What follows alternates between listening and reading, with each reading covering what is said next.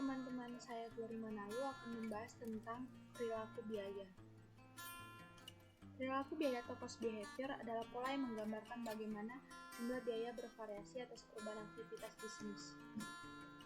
Di mana 3 tujuan utama pentingnya manajemen perusahaan mengetahui perilaku biaya. Yang pertama adalah pengendalian biaya, kedua pengestimasian biaya, yang ketiga pembuatan keputusan. Basis aktivitas adalah suatu biaya dikategorikan sebagai biaya variabel atau biaya tetap tergantung pada aktivitas. Basis aktivitas merupakan ukuran yang menyebabkan suatu biaya menjadi bervariasi atau tidak. Basis aktivitas sering disebut sebagai pemicu biaya. Berikut ini merupakan 3 jenis perilaku biaya. Yang pertama adalah biaya tetap, adalah biaya yang jumlah totalnya tidak terpengaruh oleh tingkat aktivitas dalam kisaran relevan tertentu.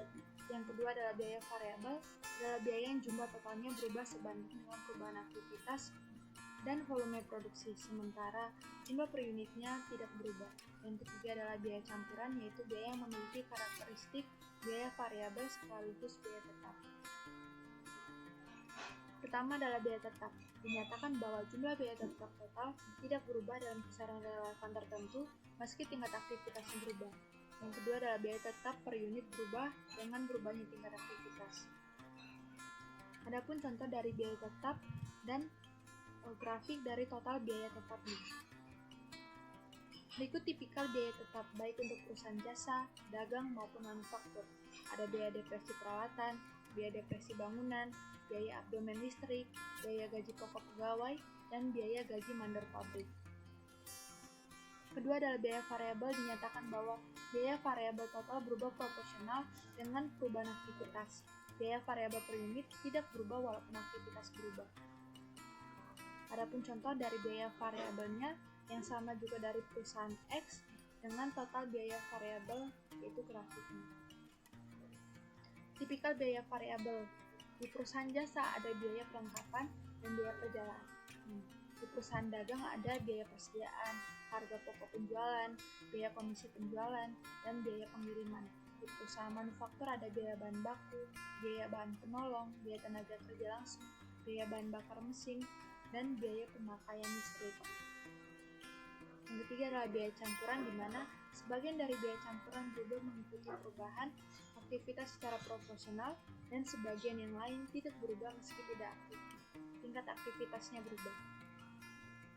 Ini merupakan dari contoh biaya campuran, yaitu sama juga dari perusahaan X.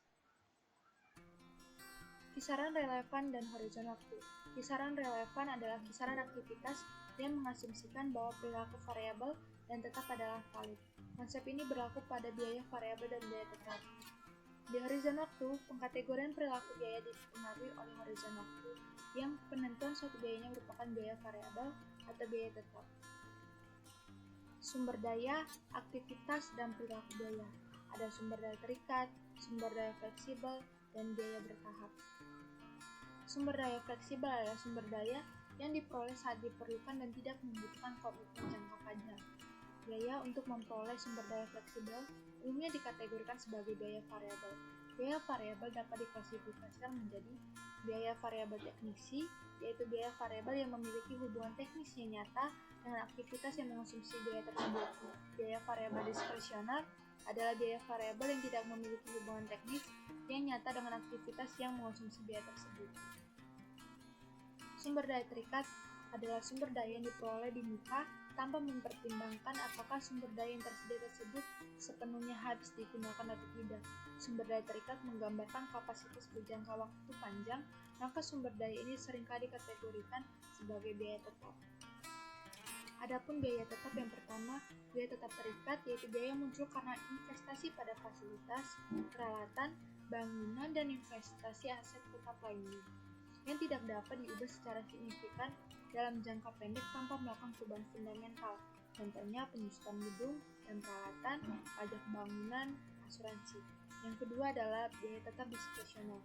Adalah biaya yang muncul dari diskresi atau kebijakan manajemen untuk membelanjakan biaya dalam jumlah tertentu tanpa dipengaruhi besar kecilnya aktivitas perusahaan. Contohnya biaya riset, hubungan masyarakat, program pengembangan manajemen. Adapun perbedaan antara biaya tetap terikat dengan biaya tetap diskresional. Yang pertama, horizon waktu biaya tetap diskresioner adalah jangka pendek, biasanya 1 tahun. Sedangkan horizon waktu biaya tetap terikat adalah jangka panjang, yaitu lebih dari 1 tahun. Yang kedua adalah manajemen dapat menghentikan biaya tetap diskresioner dengan dampak yang lebih kecil daripada konsekuensi penghentian biaya tetap terikat. Biaya bertahap adalah biaya yang bersifat tetap pada kisaran aktivitas tertentu dan bersifat variabel antar kisaran aktivitas. Adapun biaya variabel dikategorikan dari tingkat kisaran aktivitas. Yang pertama, biaya variabel murni, yaitu biaya yang jumlah totalnya akan berubah sepenuhnya secara proporsional mengikuti perubahan aktivitas. Contohnya biaya bahan baku. Kedua adalah biaya variabel bertahap, yaitu biaya jumlah totalnya tidak berubah dalam kisaran aktivitas tertentu dan berubah sesuai dengan perubahan aktivitas setelah kisaran aktivitas tersebut dilewati. Contoh, biaya pemeliharaan. Dalam hubungan dengan tingkat aktivitas, biaya tetap dikategorikan menjadi 2, yaitu biaya tetap murni dan biaya tetap bertahap. Biaya tetap murni adalah biaya tetap yang jumlah totalnya benar-benar konstan dalam kisaran waktu tertentu, contohnya depresiasi. Yang kedua adalah biaya tetap bertahap, yaitu biaya yang jumlah total konstan dalam kisaran aktivitas tertentu, tapi jumlah total tersebut berubah apabila kisaran aktivitas tertentu berubah. Contohnya biaya teknisi yang bertugas menginspeksi produk. Teknik pemisahan biaya campuran, ada metode grafik, metode titik tertinggi dan terendah, dan yang terakhir adalah metode regresi kuadrat terkecil. Metode grafik adalah salah satu cara untuk menganalisis biaya adalah dengan menggambar biaya tersebut dengan grafik. Grafik biaya mencerminkan sebaran biaya untuk berbagai tingkat aktivitas. Grafik biaya digambar dengan sumbu horizontal menunjukkan tingkat aktivitas dan sumbu vertikal yang menunjukkan tingkat biaya. Ada 2 alasan yang menggambarkan kelebihan metode grafik, yaitu pertama, visualisasi garis besaran estimasi. Kedua, visualisasi ketepatan pemilihan pemicu biaya. Kelemahan metode grafik adalah metode ini menggambarkan garis lurus tanpa menghubungkan semua titik yang ada sehingga menjadi kurang akurat. Metode titik tertinggi dan terendah adalah metode estimasi unsur variabel dan tata biaya campuran dengan mengidentifikasi biaya yang berubah dan biaya yang tidak berubah dengan adanya perubahan aktivitas antara aktivitas tertinggi dan aktivitas terendah. Keunggulannya adalah sederhana, mudah ditetapkan. Kelemahannya adalah hanya menggunakan 2 titik dan aktivitas tertinggi tidak selalu diikuti biaya tertinggi dan sebaliknya. Dan yang terakhir adalah metode regresi kuadrat terkecil, yaitu metode estimasi unsur variabel dan tata biaya campuran dengan meregresi aktivitas terhadap biaya aktivitas tersebut. Bersama regresi, pada metode kuadrat terkecil adalah Y sama dengan total biaya, yaitu sama dengan A yang dimaksud adalah biaya tetap ditambah B, yaitu biaya variabel, dikali X, yaitu tingkat aktivitasnya.